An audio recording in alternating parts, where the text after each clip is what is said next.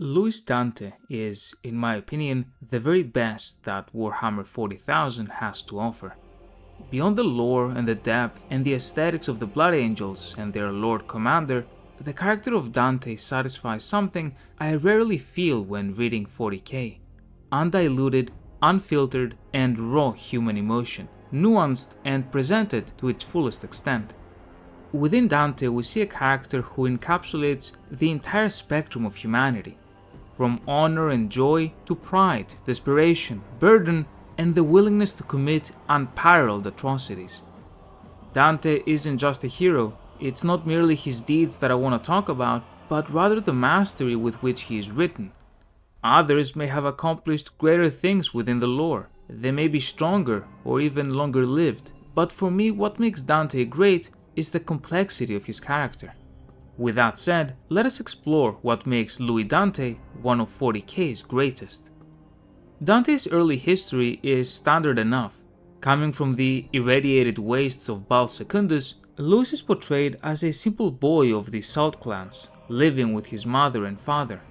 Even more standard where 40K is concerned, the boy lost his mother at childbirth when he was still very young, and spent the next few years with his devastated father. Having heard stories about the Emperor's angels throughout his life, Luis decided he wanted to participate in the next Blood Angel trials. However, his father, who was understandably still haunted by the loss of his wife, refused Luis's request. This prompted the boy to abandon his father and clan in secret and make the perilous journey across the desert to participate in the trials. Throughout all of this, we are presented with a kid marred by a loss, but defined by his determination to become a space marine. This despite his minor strength and small stature, which is something highlighted repeatedly both by himself and other characters. Ultimately, on the way to Angel's Fall, he encounters many threats, most of all the lack of water, makes new friends, and learns useful skills required for his arrival. In this process, we are presented a character who is cautious, intelligent, capable, and loyal. Essentially, nothing special yet, just a standard protagonist that is meant to be likable. As his story of becoming a space marine continues, however, the hardships that Luis experiences grow exponentially, and he is given the choice to kill one of his best friends in one-to-one combat. And when I say choice, I mean he is ordered to by the Blood Angels. Luis shows his true character and refuses, in fact begging for his friend to be saved, and proclaiming that such an order was evil, and if the Blood Angels were evil, he wanted nothing to do with them, even though to join them was the main purpose of his life.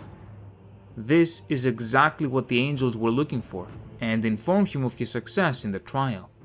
With the completion of his vigil, Luis Dante was interned within his sarcophagus and emerged as an Adeptus Astartes in the following year, officially beginning his training, learning the angelic graces and warrior's virtues, rising through the ranks and proving his abilities as a sergeant, then captain, and ultimately chapter master during one of the Blood Angels' most difficult periods. It is in his time as Space Marine that some of his most important character traits can be found, and especially as he became chapter master around 1,000 years ago. You see, even from the time he was struggling to survive in the deserts of Bal Secundus, Dante was visited by what is believed to be a supernatural representation of Sanguinius himself, the Sanguinor. The Sanguinor appears rarely, only during the chapter's greatest times of need, and yet, to Dante, he would appear again and again and again.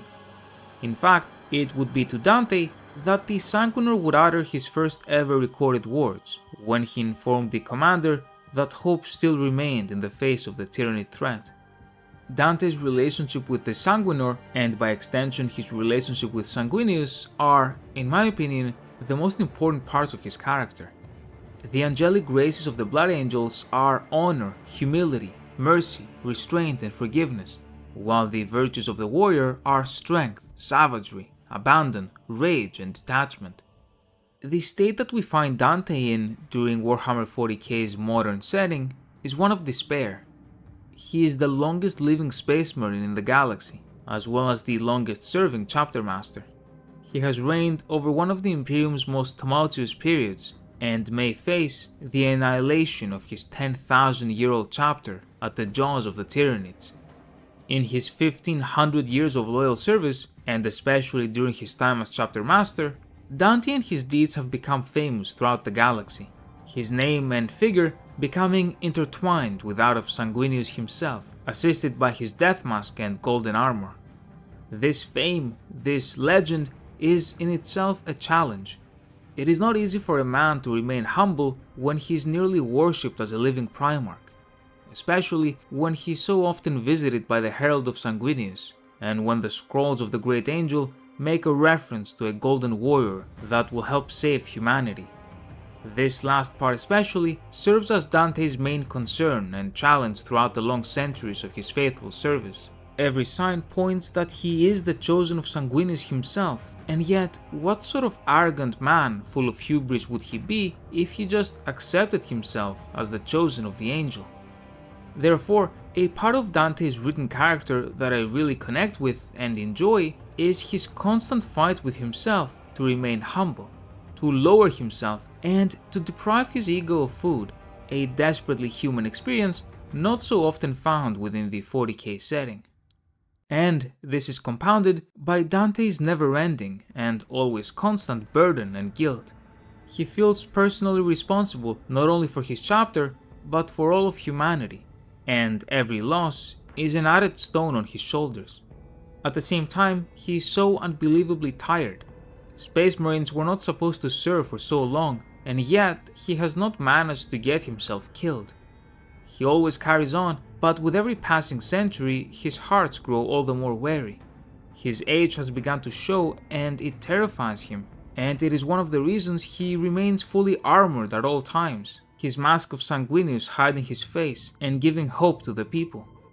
His memory is beginning to fade, as so often happens with Space Marines, and the worst of all is the guilt he feels when he forgets a comrade he has lost, the name or the face of a warrior that should have been honored for eternity.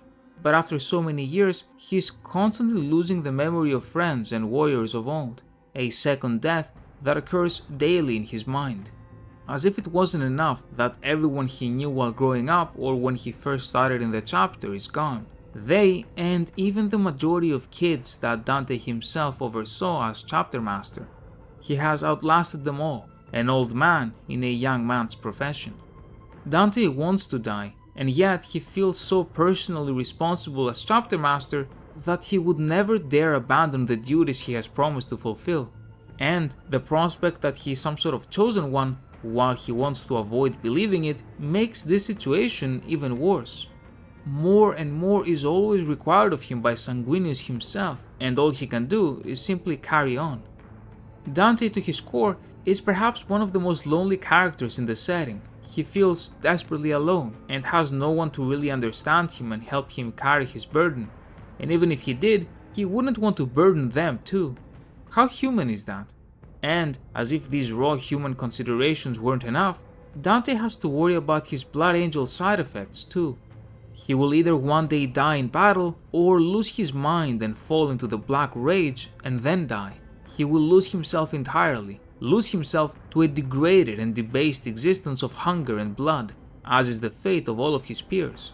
Nonetheless, he has to deal with saving the lives of billions, while simultaneously depriving himself of the one thing in his depressing life that he desires, so as to become worthy of his rank and of his Primarch. Dante, in short, is the perfect representation of every single one of the angelic graces, which are able to control the warrior's virtue lest he loses his mind. Despite this, his character is completed by some of the most horrifying decisions imaginable. As chapter master, he always has to look at the bigger picture, at the safety of the entire Imperium and the race of man as a whole. As the High Fleet Leviathan was invading the Imperium, Dante did not shy away from ordering exterminatus on entire planets for the sake of starving the Great Devourer and perhaps weakening his advance. Hundreds of millions dead by his hand as if he were a god, and in the devastation of Baal, he did not shy away from forcefully recruiting every man, woman and child above the age of 10 under the threat of execution to fight the Tyranids.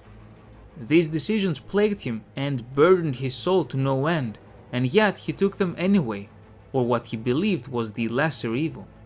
While you or I won't ever have to worry about exterminatus, I think we can all relate to difficult decisions that gnaw at us. We can all relate to burden and responsibility to others, or to the difficulty of accepting that, with each year, we age. We're not what we used to be.